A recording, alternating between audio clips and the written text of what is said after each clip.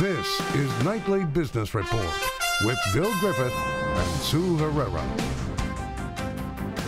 New records. The Dow and the S&P close at all-time highs as the rally rolls on into year's end.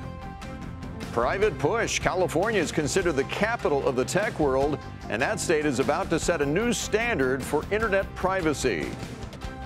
Ringing in the new year, Art Cashin is considered a legend on Wall Street, a fixture on the New York Stock Exchange, and tonight he shares his predictions for 2020. Those stories and much more tonight on Nightly Business Report for Friday, December 27th. And we do bid you a good evening, everybody, and welcome. Sue is off tonight. Now, every year brings newfound optimism, and that sentiment has arrived early on Wall Street. That's pretty clear. The Dow closed at yet another fresh record today. The S&P also eked out an all-time high, putting it on track for its best year in more than 2 decades. Today, the Dow gained another 23 points. We're now at 28,645. The Nasdaq slipped a bit from its peak, but still remains above 9,000, and the S&P rose by 11 cents. And by the way, it also notched its 5th straight week of gains. Now, much of the focus this week has been on the technology sector, with the Nasdaq breaking through 9,000 for the first time yesterday. We told you which stocks helped power that index to that level. Tonight, Dominic Chu takes a look at the stocks that could take it even higher. Stocks like Microsoft, Facebook, Apple, and Nvidia have been helping to push the Nasdaq to outperform over the major U.S. indices. If the bullish trend in markets continues into the year 2020, which Nasdaq stocks are expected to do the heavy lifting? Since the Nasdaq is a market value-weighted index, the biggest companies have the most influence over performance. Among the biggest names with market values of at least $100 billion, a handful are expected to produce double-digit percentage gains. According to data compiled by FactSet, 8 stocks currently fit the bill. Among them, streaming video giant Netflix, where the average analyst target price implies a 10% gain. Netflix will be navigating an increasingly competitive media landscape, with a slew of new streaming video services going head-to-head with it in the coming months. Semiconductor maker Qualcomm has an average analyst target price that implies a gain of 12% thanks to the rollout of 5G wireless technology. Social media company Facebook could rise by 15% if analyst projections are correct. Payment services company PayPal could see a gain of 17% in the coming year, per those analyst estimates. And then there's Amazon.com. Analysts say the online retailer could rise by 17% next year as well. It's coming off a record-breaking holiday shopping season, and while growth is slowing down at its Amazon Web Services cloud computing division, it's still one of the biggest players in the industry. If the bull market does manage to find more room to run in 2020, those could be among the stocks helping to push the Nasdaq towards the next 10,000 mark. For Nightly Business Report, I'm Dominic Chu. Let's turn to Clark Kendall to talk more about this record-setting market and what he sees ahead in the new year. He's president and CEO of his own investment and wealth management firm, Kendall Capital. Clark, thanks for joining us tonight. Bill, thank you for having me on this evening. It's an honor. And I hear you're a bit cautious going into the new year, yes? Well, the market's moved a long way over a short period of time, especially this fourth quarter. And there's been great divergence between the growth stocks and the value stocks. So I think people need to be cautious. Look at the opportunity to rebalance your portfolio. Yeah, I mean, you're old school, clearly. Your advice is just don't target the indices. Look for companies that are of a good value and have a good product. Is that the idea? That's the idea. And I think sometimes it's good to know kind of where not to invest. The top 50 stocks now of the S&P 500 represent 50% of the S&P 500 market cap. They've done well. We saw the same thing happen 20 years ago, 1999. We saw a concentrated portfolio.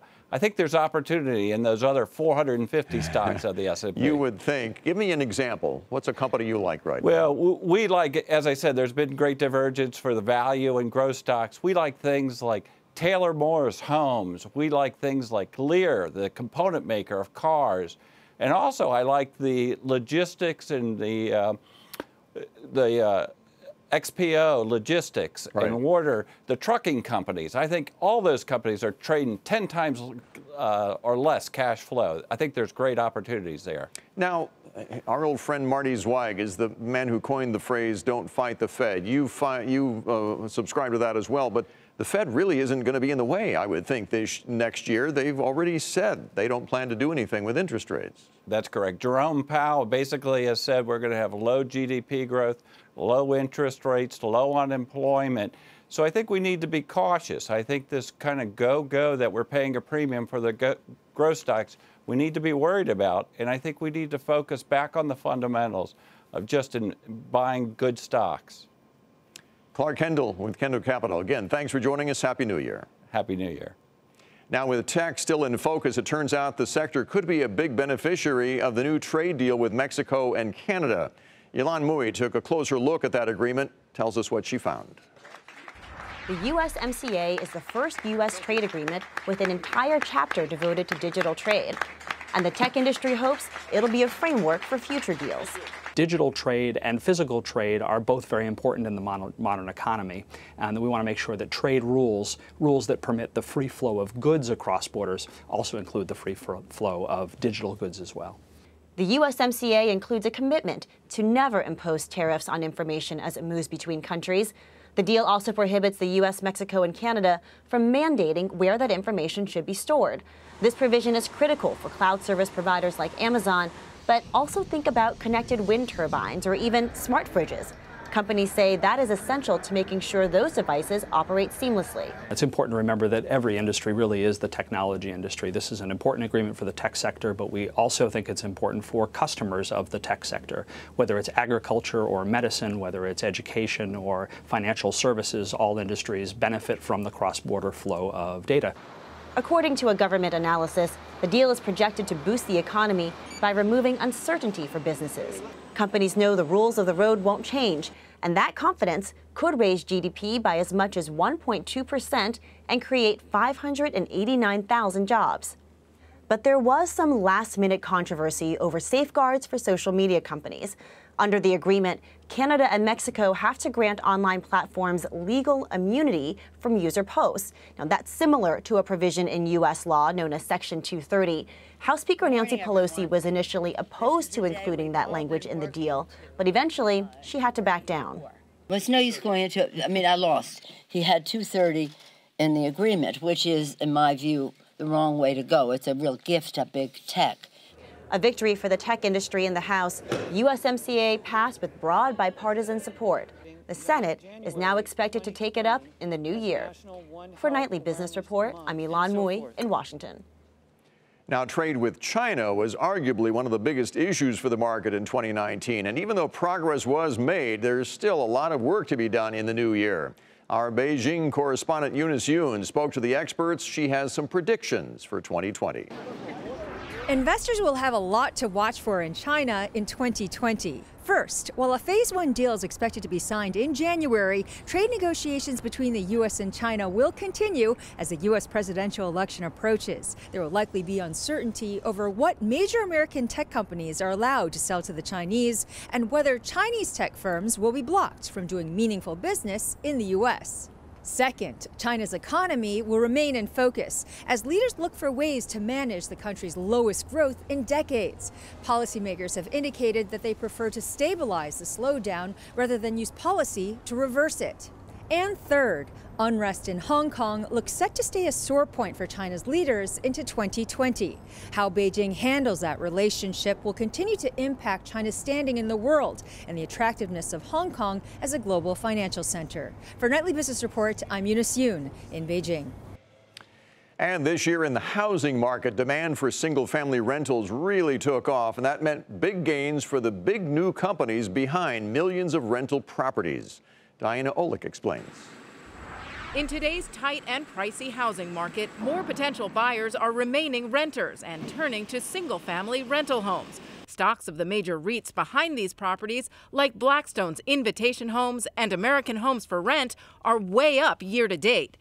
And companies that help investors buy and sell rental homes, like Roofstock, are also seeing explosive growth. Actually being able to transact buying and selling homes online is really powerful, where you could squeeze out a lot of the friction and cost and pain around buying and selling homes, doing it at a much lower cost. Roofstock launched 3 years ago, but just surpassed $2 billion in rental property transactions. It also helped facilitate $210 million in sales for Invitation Homes.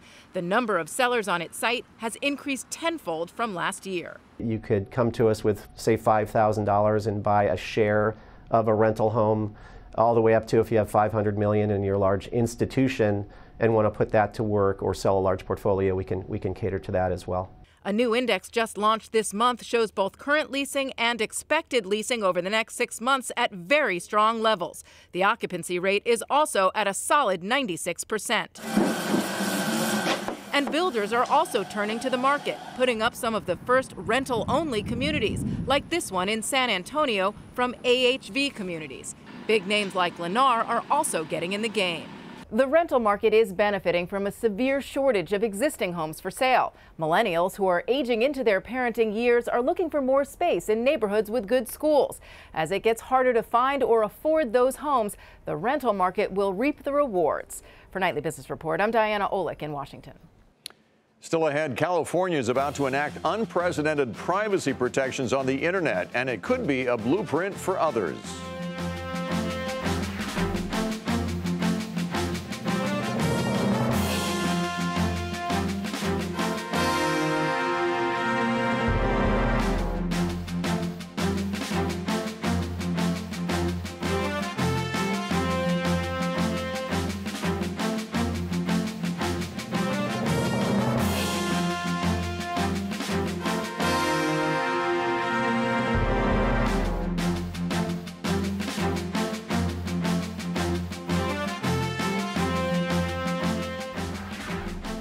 Among the many regulatory changes coming in the new year, firms in California are scrambling to comply with the state's new privacy law, which aims to reshape the rules of the internet when it comes to your data.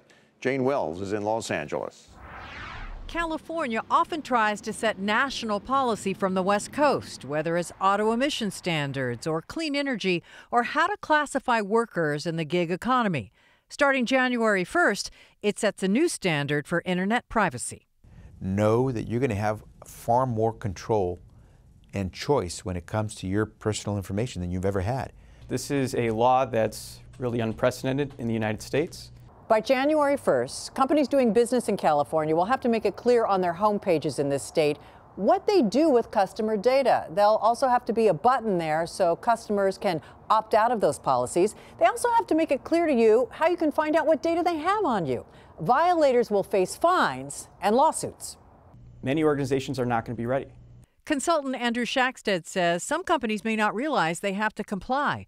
Under the law, any business with at least $25 million in revenue, or which holds data on at least 50,000 customers, or which makes at least half its revenue selling customer data, has to obey the law. Your business does not have to be based in California. You just have to have at least one customer here. It's created a mini boom for the compliance industry. There's certain governmental figures that place costs at about $50,000 for compliance, all the way up to $2.5 million for compliance for this one law. Companies have been sending out emails warning Californians that change is at hand. Google is already preparing to change when and how it sends out personalized ads. Microsoft plans to use California's law as a blueprint for its national privacy policy. But Facebook is reportedly pushing back on what it has to disclose, suggesting that under the letter of the law, it's technically not selling customer information, just sharing it. Finally, what if President Trump, who has feuded with California over other policies, decides to step in on this one? Do not undermine the ability for us in California to protect our consumers over the internet, and do everything you can to improve on what California is already doing. As the tech capital of the world tries to protect its citizens from much of its own business model. For Nightly Business Report, Jane Wells, Los Angeles. A different California law is pushing for more diversity on corporate boards, which, of course, has historically been dominated by men. The regulation mandates that public companies have at least one female board member by the end of this year. And as Julia Borston reports, changes are happening. The face of the boardroom is indeed changing. This year, the percentage of first-time directors that are female is 57%, up from 42% in 2017, according to Spencer Stewart.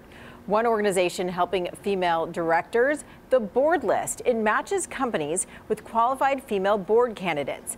That organization tells us it saw corporate searches for female directors more than triple to 300 in 2019. And it's not just in California. The Board List says it sees the California law having what it calls a halo effect across the country. Now, that halo is extending beyond gender. Diversity is also in focus. The percentage of first-time directors that are minorities is 31%, up 10% from 2017. Thanks to new appointments, women now comprise 26% of all directors, up from 16% back in the year 2009. Some analysts have raised concerns of overboarding, the idea that directors could be stretched too thin with too many board seats. Now, that risk has been mitigated, though, by proxy advisors, asset managers such as Vanguard, and companies placing limits on board commitments. Directors of S&P 500 companies serve on 2 boards on average, and that number is unchanged over the last 5 years. For Nightly Business Report, I'm Julia Borston. And one of the biggest issues facing businesses, both big and small right now, is the possibility of being hacked. As criminals become more sophisticated, the odds of a data breach rise. And that has meant more money being spent to protect corporate networks. But some firms are doing it in a different way. Here's Kate Rooney. Goldman Sachs, Capital One, and the U.S. military are paying hackers to break into their systems and find flaws before criminals do. It's called a bug bounty program. Most of the big tech companies have these programs. Startup HackerOne connects a network of white hat hackers to Fortune 500 companies and to government agencies. The freelancers get paid in exchange for finding vulnerabilities. We're allies, right? We're not just some sketchy people in their mom's basement who are, out there to cause damage. According to IBM, the average cost of a data breach in the U.S. is $8.2 million. HackerOne CEO Martin Mikos says banks are especially at risk because of the big payoff of getting financial data. Neighborhood watch. We come to your house, we look for ways to break in, and if we can break in, we tell you. We don't break in. The company is becoming a popular bet for investors. It's backed by Microsoft, Facebook, and Mark Benioff. For Nightly Business Report, I'm Kate Rooney. Michaels names his new president and CEO, and that's where we begin tonight's Market Focus, with the arts and craft retailer announcing that Ashley Buchanan will be taking the reins of the company in the new year. Buchanan comes from Walmart, where she was a longtime senior executive, and Wall Street cheered this move. Michaels shares jumped almost 33% today to $8 even. Another executive is leaving Boeing. The aerospace company, longtime general counsel Michael Luddig, is going to be retiring next week. Luddig was appointed back in the spring to lead the company's legal strategy and to be an advisor to the board after the second 737 MAX crash, which led to its grounding. That stock was up a fraction today to $330.14.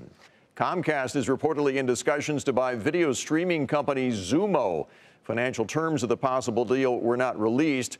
Comcast's own streaming service called Peacock is set to launch in the spring. Shares rose a fraction today to $45.10. And just a reminder, Comcast is the parent company of NBC Universal, which produces this program. Tesla is set to deliver its first Model 3 cars from its new Shanghai facility on Monday. In fact, the first 15 customers to receive them will be Tesla employees. The electric automaker has agreements now with Chinese lenders to borrow more than $1 billion as it ramps up production in that country. Shares of Tesla fell a fraction today, $430.38. Spotify is banning political advertisements on its music streaming platform next year as the election season starts to heat up. The company says that the change is also going to apply to its original and exclusive podcasts. Shares of Spotify were up a fraction today to $153.17. All this week, we've been getting you ready for the new year with a week of market monitors, and tonight's guest is betting on the consumer in 2020.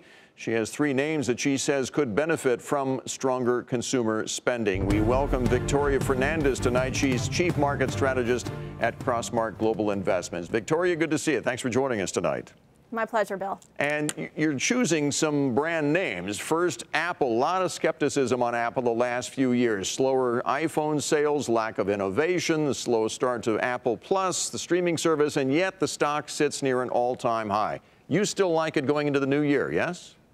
We do like it. We actually just bought it in our portfolio over the last few weeks, and I think there's a lot of momentum going forward. Like you said, a lot of it's based on the consumer. Yes, the phones have not done as well as people had expected, but we've got AirPods that are selling out everywhere.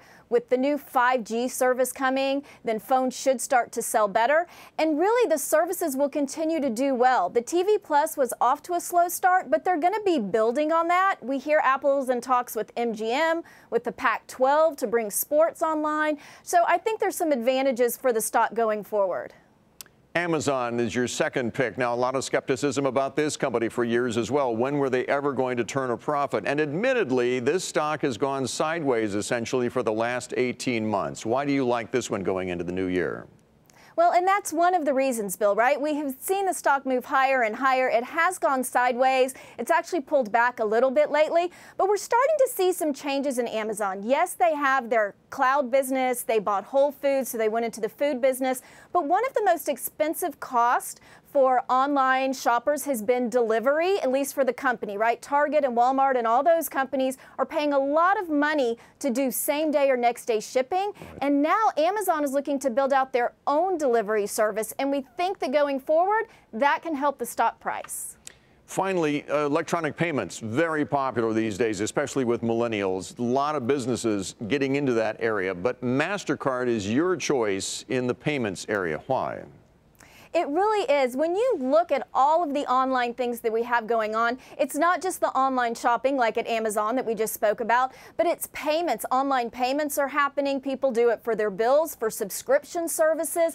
All of that is really growing. And behind all of that, on the backside, there has to be a credit card. MasterCard has a great balance sheet. They have good cash on their balance sheet, and we really see them doing well as the consumer continues to be strong in 2020. Victoria Fernandez with Crossmark Global Investments. Again, thanks for joining us and Happy New Year. Same to you. And coming up, he's known as the Dean of Wall Street. And tonight, Art Cashin shares his predictions for 2020.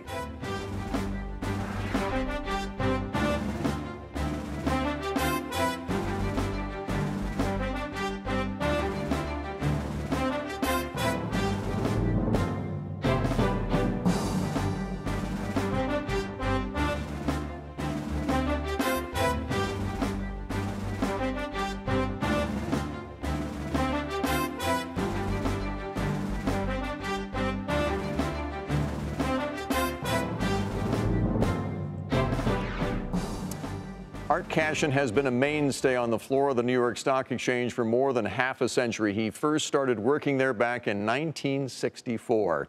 Many consider the director of floor operations for UBS to be an institution all by himself, a reassuring voice during times of both booms and busts. His opinions are sought after. His analysis is so valued. So as 2019 comes to a close, Arbab Pisani asked him what he sees in the year ahead. We sat down with Art Cashin at Bobby Van's Steakhouse to chat about what's ahead in 2020. His first prediction, despite a still strong U.S. economy, there will be no Fed rate hikes in 2020. Absolutely no rate hike, because I think the Fed is somewhat intimidated by the market, and the market, if anything, thinks the Fed is ahead of itself on higher rates. Prediction 2, the market win streak will continue. The broader indexes will all be up in 2020. 8 out of 9 times that we've had an up year like we had this year, it's followed by another decent up year. Not quite as strong, but notably strong, and so I'll go with history. Prediction 3, stocks may be up, but there will be several periods of volatility, particularly in January, March, and July. In late January, we'll get to see if there's going to be a Brexit now that Johnson got a sweeping move in Parliament. And will he, in fact, push through a no-deal Brexit? That could make the markets very volatile and jumpy. The next thing will be the U.S. election. And that will only be a contributor to volatility when we begin to get a handle on who the Democratic nominee will be. So that, to me, gives 2 yardsticks.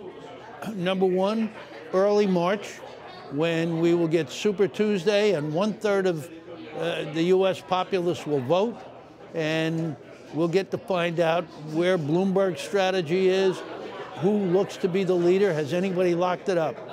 If not, then it could be a brokered convention, and that date would be in the middle of July when the convention will be. For Nightly Business Report, I'm Bob Pisani. Before we go, a final look at the day on Wall Street. More records, the Dow and the S&P at all-time highs. NASDAQ did slip, though, from its peak, but still remains above 9,000. In fact, the S&P notched its 5th straight week of gains. Finally tonight, before we go, we have some news to share with you. After nearly 7 years and more than 1,700 broadcasts, tonight's episode of Nightly Business Report, produced by CNBC, will be our last. It's been an amazing journey for Sue and me, and for Tyler Matheson and Susie Garrett before that. NBR was created almost 41 years ago by Linda O'Brien, who I happen to know is watching with great pride tonight. It's been an honor for all of us, both in front of and behind the camera, to bring you the most important business and economic news every night. We want to thank everyone in the public television community for their support. But most of all, we couldn't have done this without you, the viewer. So from all of us at NBR, we thank you very much. I'm Bill Griffith, and to close things out, I gladly defer to the man who for many years was synonymous with this program, the late, great Paul Kangas. Wishing all of you the best of goodbyes.